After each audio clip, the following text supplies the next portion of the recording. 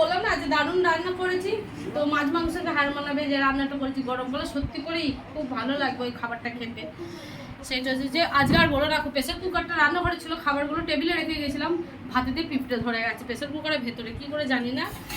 তো বেছে বুচে দিয়েছি যদিও ভাতগুলো।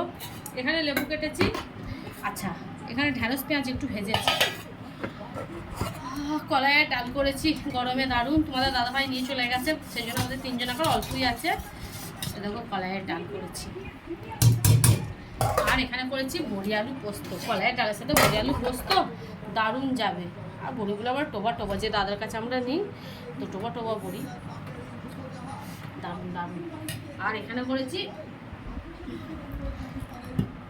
বাবারে মাছের টক, দেখো মাছের টক। বাবা ছোটো মাছ এনেছিল কাটাপোনা, বাবারে পিঁপড়েগুলো আবার মুখে ফুকে বসে যাচ্ছে, দেখো কাটাপোনা মাছের টক বানিয়ে।